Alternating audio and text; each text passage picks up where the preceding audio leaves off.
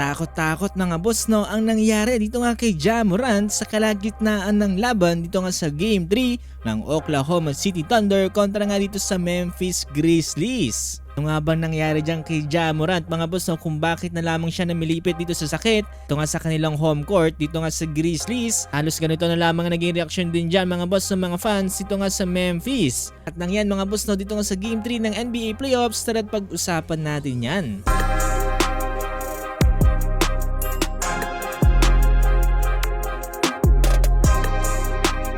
So eto na nga mga boss no, Game 3 ng NBA Playoffs ito nga sa home court na mismo ng Memphis Grizzlies. Itong last 2 games ay nasa home court tayo dito ng Oklahoma City Thunder kung saan magawa nilang talunan itong Memphis Grizzlies ng 2 beses. Itong Game 1 ay 131-80. Sana nga nga dito para sa OKC itong si Aaron Wiggins with 21 points at Jalen Williams with 20 points. Tapos itong Game 2, 118-99 at nanguna nga dyan itong si Shai Gilgeous-Alexander with 27 points at Jalen Williams 24 points. Kaya ngayon mga boss, pagkakataon na dyan ng Memphis Grizzlies para nga makabounce back mga boss ito nga sa OKC Thunder. Dahil ngayon ay nasa bahay na nila ngayon dito nga sa Memphis. Well dito nga sa first half mga boss no, mukhang okay naman dyan ang pinapakita ng Memphis Grizzlies dahil nagawa nga nilang lumamang dito kontra sa OKC Thunder. Kaso nga lang mga boss no, during last 3 minutes dito nga sa second quarter ay meron namang hindi inaasahan na pangyayari dito nga kay Ja Morant.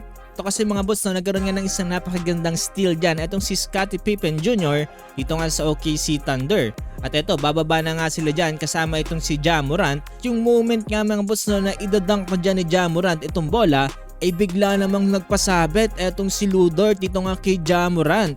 Dahilan mga boss no, para hindi nga maging maganda ang pagkabagsak dyan ni Ja at talaga namang napuruhan ang kanyang katawan dito. Hindi nagustuhan mga boss no, ng mga Memphis players ang ginawang galaw dyan ni Lu Dort at kaagad naman siyang sinugod dito ng mga players. Pero kaagad din naman silang naawat dyan. Ito mga boss, kung papanoorin ulit natin itong replay, ayan mga boss, sa pagkakataon na to ay libreng-libre na dyan si Ja Morant, ready to take off na mga boss. Kung isa kang basketball player, alam mo na mga boss no, na hindi mo na kinakailangan pang i-contest yan yung mga ganyang bagay dahil kapag nasa area na yung isang player, lalo na sa ganyang sitwasyon mga boss no, dahil nauuwi talaga yan sa seryosong injury.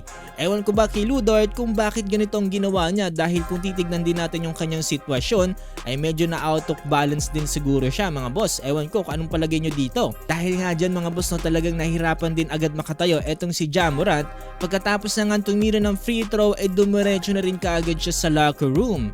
Singkaw mga boss no, mukhang hindi na babalik sa loob ng game etong si Ja Morant dahil lamang naman ngayon at magandang ginagawa ngayon ng Memphis Grizzlies. Sana lang mga boss hindi naging malala itong injury ni Ja Morant at makapaglaro pa siya dito nga sa susunod nilang game. Hindi nga pala tinawagan ng flagrant foul itong si Lu Dort dito nga sa kanyang ginawang aksyon, hindi shooting foul lamang ang tinawag sa kanya. So yun mga boss, ano sa palagay nyo, sadya ba to o talagang aksidente lang? Komento lamang inyong palagay at huwag niyong kakalimutan mag-follow dito sa ating page for more basketball updates ito nga sa NBA Playoffs.